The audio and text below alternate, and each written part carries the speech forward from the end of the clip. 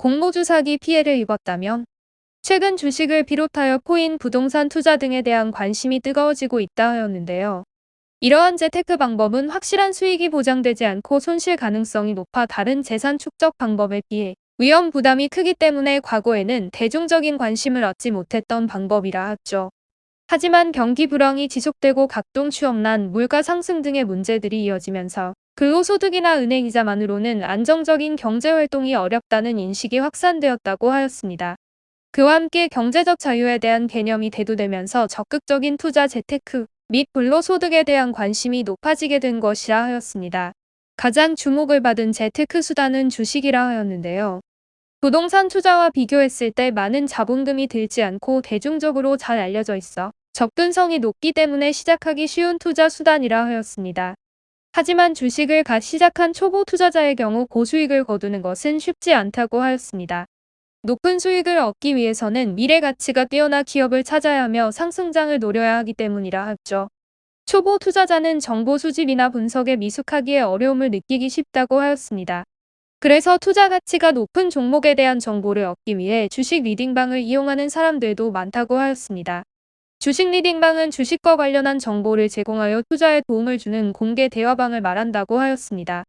전문적인 투자 정보 업체가 운영하는 경우도 있으며 주식을 통해 고수익을 올린 사람이 자신의 노하우를 공개한다며 대화방을 여는 경우도 있다고 하였는데요. 대부분 방장이 상승이 예상되는 종목에 대한 정보를 제공하면 각자 해당 종목에 투자하는 방식으로 운영이 된다고 하였습니다. 이러한 주식 리딩방을 통해 실제로 수익을 얻을 수도 있겠지만 이를 이용하여 투자금을 탈취하는 사기 범죄도 기승을 부리고 있어 주의해야 하였습니다. 투자에 대한 지식과 정보가 부족한 초보 투자자로서는 쉽게 속임수에 넘어갈 수 있기에 속수무책으로 큰 피해를 당하는 경우가 빈번하게 발생하고 있다고 하였습니다. 특히 공모주 투자를 허위로 게시할 투자금을 가로채는 주식 리딩방 공모주 사기가 증가하고 있다 하였는데요. 미래 가치가 높은 비상장 회사가 새롭게 시장에 상장하게 되었다며 공모주 투자를 유도하고 실제 가치에 비해 과도하게 높은 값에 해당 주식을 팔아치우고 투자자들로부터 금전을 가로채는 수법이라 하였는데요. 이외에도 상장이 예정된 공모주를 공개된 가치보다 값싸게 매입해 고수익을 낼 수 있다며 투자금을 모으는 등 다양한 유형의 공모주 사기 수법이 있으며 그 피해는 날로 증가하는 실정이라고 하였습니다. 공모주 사기 범죄자들은 투자자들을 믿게 하기 위해 한국거래소에서 상장을 승인했다는 공식적인 문서나 상장되지 않을 시 주식의 전량을 증권사에서 매수한다는 계약서 등을 허위로 날조해 제시한다고 하였는데요. 때로는 공모주 투자를 통해 얻은 수익이라며 조작한 계좌 내역을 인증하여 투자자로 하여금 구미가 당기게끔 하기도 한다 하였습니다. 정보를 제공하고 리딩방을 운영하는 역할과 해당 리딩방을 통해 수익을 보았다며 투자를 부추기는 바람잡이 역할로 나뉘어 조직적으로 한 피해자를 속이기도 하는데요. 이처럼 매우 철저하고 고도화된 수법을 통해 피해자를 기망하고 투자금을 갈취한다고 하였죠. 이러한 공모주 사기 외에도 정보 제공에 대한 일종의 대가 개념으로 주식 리딩방 입장료를 받는 경우도 있으며 일정한 수익률을 보장한다며 투자금 명목으로 방장에게 돈을 송금하게 한 다음 그대로 잠적하는 경우도 다수를 차지한다고 하였습니다. 피해자가 안심하고 적극적으로 투자금을 제공할 수 있도록 처음에는 소액 투자로 시작하여 2배 정도를 수익금으로 돌려준다고 하였는데요. 이 과정을 반복하여 더 높은 투자금을 지급하도록 종용합니다. 고수익의 유혹으로 피해자가 수천만 원 이상의 돈을 송금하는 순간 연락이 두절되어 상당한 피해를 남긴다고 하였습니다. 공모주 사기나 주식 리딩방 사기 피해를 입었다면 사기죄 혐의로 처벌이 가능하다고 하였습니다.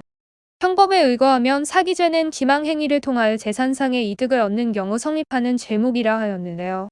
이때 기망 행위는 타인을 속이는 행위를 총칭하는 것으로 허위 사실을 진실처럼 꾸며 제시하는 경우, 사실을 부풀려 과장 광고하는 경우 등을 모두 포함한다고 하였습니다. 공모주 사기의 경우 비상장 주식이 상장될 것처럼 피해자를 속이는 기망 행위를 저지르고 그를 통해 투자금을 빼돌려 재산상의 이득을 얻음으로 사기죄 혐의가 성립할 수 있다고 하였습니다. 피해자를 기망한 가해자가 아닌 제3자가 이득액을 편취하여 재산상 소득을 얻는 경우에도 사기죄 처벌이 가능하다고 하였습니다. 사기죄를 비롯한 재산 범죄는 대부분 피해액의 액수가 상당한 편이라 하였습니다. 특히 대규모의 피해액이 발생할 수 있는 투자 사기의 경우 피해 정도가 더욱 심각할 수 있다고 하였는데요. 이러한 경제 범죄는 피해자의 생계와도 깊은 연관이 있기 때문에 엄격한 처벌 및 가중처벌이 부과되고 있다고 하였습니다. 사기로 편취한 이득액이 5억 원 이상이라면 특정 경제범죄 가중처벌 등에 관한 법률에 따라 일반 사기죄보다 훨씬 배가 된 처벌을 받게 된다고 하였는데요.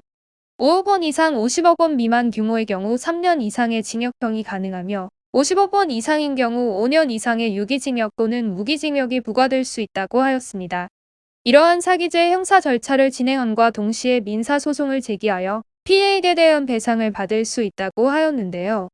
투자금 전액을 돌려받는 것은 어려울 수 있지만 일부분이라도 금원을 돌려받아 구제받기 위해서는 민사상 손해배상 청구를 진행해야 합니다. 하지만 손해배상 소송에서 승소하더라도 사기 범죄자들이 본인 명의의 재산을 미리 빼돌리거나 처분한 경우 금원을 돌려받기 어려우므로 상황에 따라 미리 가압류 신청하는 등의 조치가 필요할 수 있다고 하였는데요. 이미 재산을 모두 빼돌려 손해배상이 불가능한 경우도 있으므로 전문 법조인의 조언을 구하셔서 상황에 적절한 법적 절차를 진행하시기 바랍니다.